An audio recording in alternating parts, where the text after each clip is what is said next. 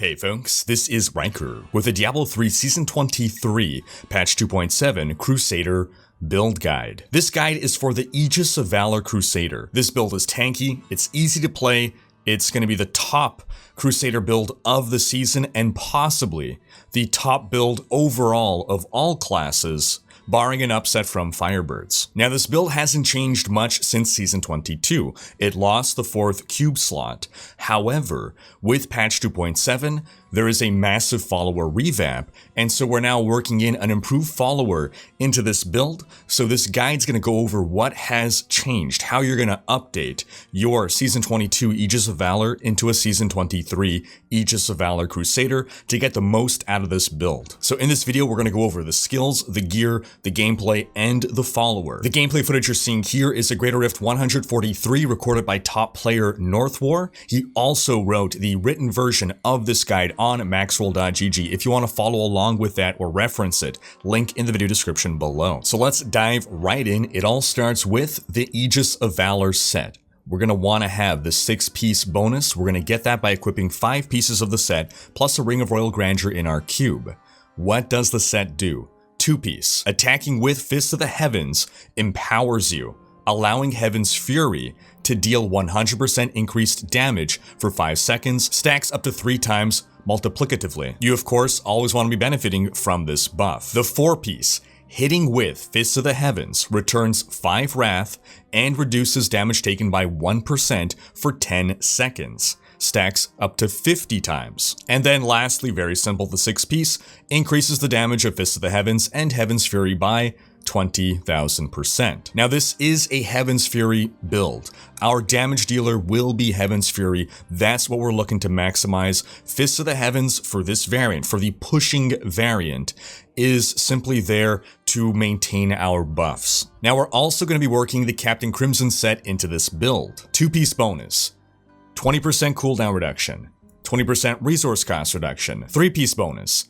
Your damage dealt is increased by your percentage of cooldown reduction, and your damage taken is reduced by your percentage of resource cost reduction. We're stacking a lot of cooldown with this build, so this will be a nice big damage buff. Now we also need to take a Fate of the Fell. Heaven's Fury gains 2 additional rays and has its damage increased by 500%. Ideally, we want to put this in the cube. We'll also wear a Shield of Fury.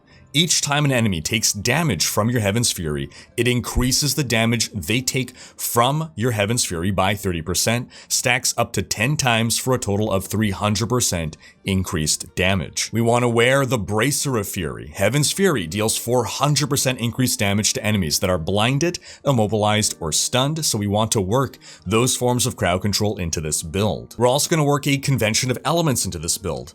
Because of the Bracer of Fury dealing damage against enemies that are affected by specific crowd controls. This means we can time these things together. When your convention rotation is coming up, that's when you want to apply these crowd controls in order to maximize your damage output. Now, outside of that, we're also going to work the Traveler's Pledge and Compass Rose into this build. This gives you situational toughness and damage. While you're moving, you take less damage. While you're standing still and attacking, you're dealing more damage. For the main weapon we wield, we're going with a Pig Sticker for 2 reasons. High attack speed, and it rolls an extra affix, so we use it as a stat stick. Lastly, in our cube, we're going to take the Stone Gauntlets. Getting hit increases your armor, but reduces your move speed and attack speed, stacking up to 5 times. While this is a heavy penalty to pay, Akarat's Champion breaks crowd control. You are immune to crowd control while you are an Akarat's Champion, and therefore you bypass the negative effect of Stone Gauntlets. And with this build, we will be in Akarat's Champion 100% of the time, therefore we are only benefiting from Stone Gauntlets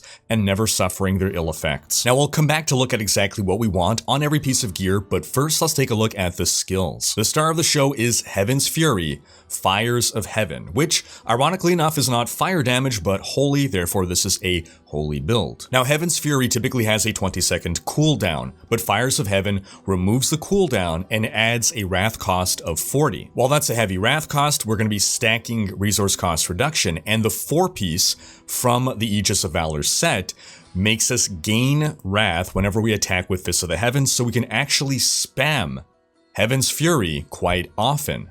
Thus, we benefit from the high attack speed of the pig sticker. We're going to take Fist of the Heavens, Fissure. Now, Fissure is a special rune.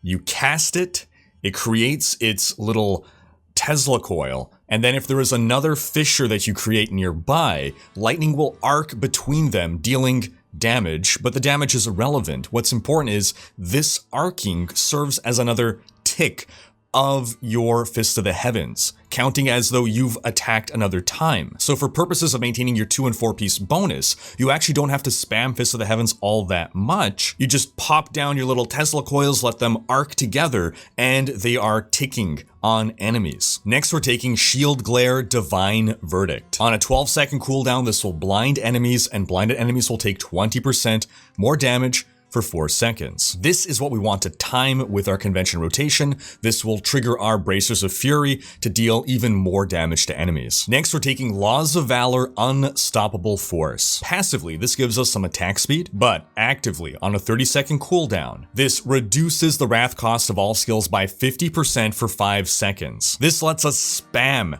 Heaven's Fury even more, and that resource cost reduction pairs very nicely with our Captain Crimson's for extra toughness. Next, we're taking Akarat's Champion Prophet, and very important that we have enough cooldown to maintain 100% uptime on this. This gives us more damage, more wrath regeneration, more armor, and an extra life. Then lastly, we're taking Iron Skin Flash. 30-second cooldown.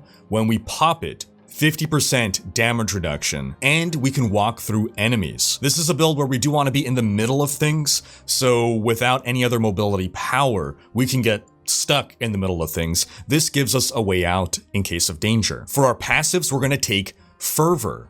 We're wielding a one-handed weapon, and this will increase our attack speed and give us cooldown reduction. We're going to take Holy Cause for a little bit more damage, but also for some recovery. Whenever you deal holy damage, you heal up to 1% of your total life. We are attacking so fast, we're dealing holy damage so often that we're getting that 1% that stacks up pretty quickly. We're taking Long Arm of the Law, increases the duration of the active effect of all laws by 5 seconds. This will allow us to have 100% uptime on Laws of Valor Unstoppable Force. And then lastly, we're taking Finery, just such a robust all-around Crusader passive. Gain 1.5% strength for every gem socketed into your gear. Strength gives you damage, strength also gives you defense.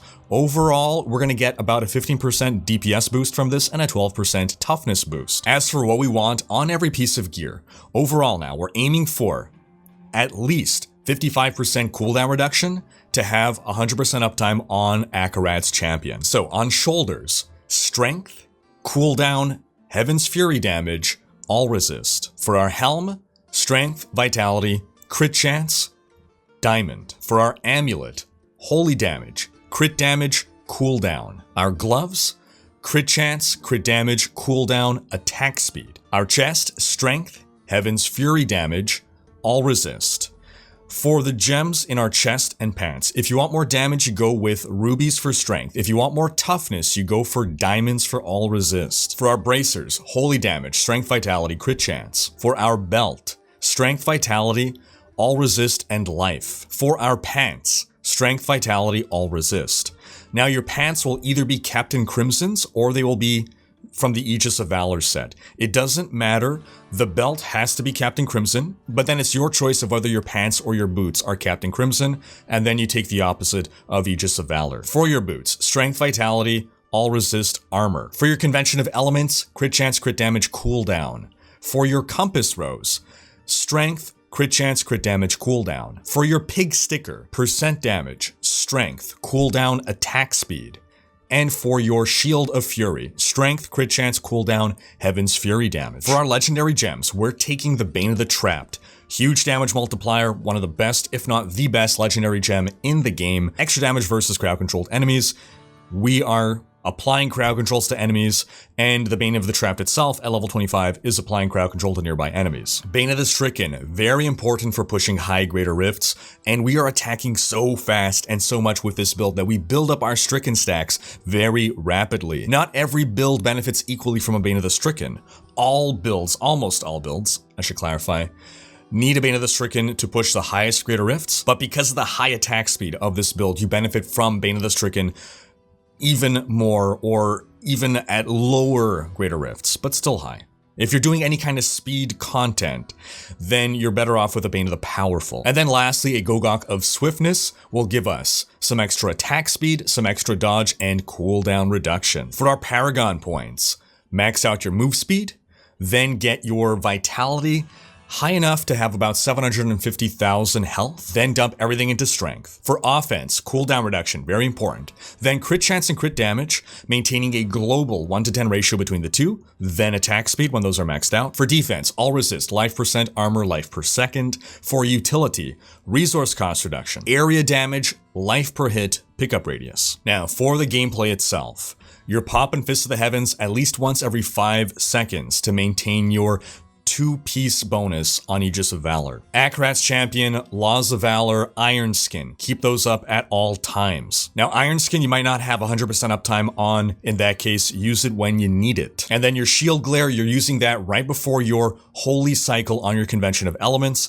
to maximize your damage window. For our follower, we will want to go with the Enchantress for cooldown reduction. For her skills, we'll take Temporal Pulse for the slow effect. We need to take Prophetic Harmony for the cooldown reduction, and this again is the entire reason we're taking the Enchantress. We'll take Powered Shield for the damage reduction and the armor it confers, and we'll take Focused Mind for a little bit of attack speed. For her items, we're taking the Immortality Relic. We're giving her a Flavor of Time, which will emanate to us, meaning that it's as though we're equipping this legendary power. So when we click on a pylon, it will double the duration. Same thing with Nemesis Bracers. Emanates to us when we click on a shrine or a pylon. Boom. Spawns a champion. We're giving her an Oculus Ring so that when we kill enemies, there's a chance that it forms a puddle on the ground. You stand in that puddle, you're gonna get 85% increased damage. For her weapon, a Thunder Fury. Chance to CC enemies. For her other ring, either a Unity or a Weird Ward. Weird Ward is for extra crowd control. Unity is for extra defense on yourself, but in that case you would be dropping the convention from yourself and also be equipping a Unity.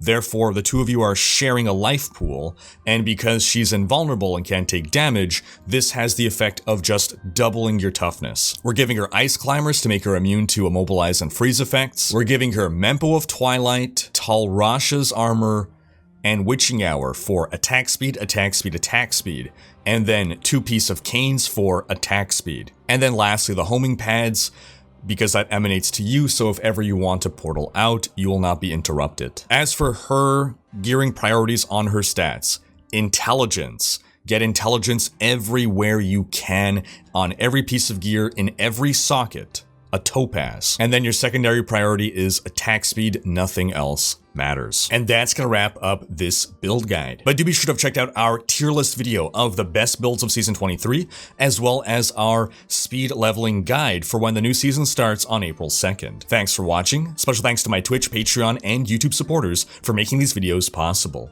If you like what you see on this channel and want to support the creation of more content, you can consider pledging on YouTube or Patreon and unlocking behind the scenes content, monthly virtual hangouts, and more. If you enjoyed this video, please share it, check out these other videos, and subscribe to join Rhykker's Raiders for more Diablo content.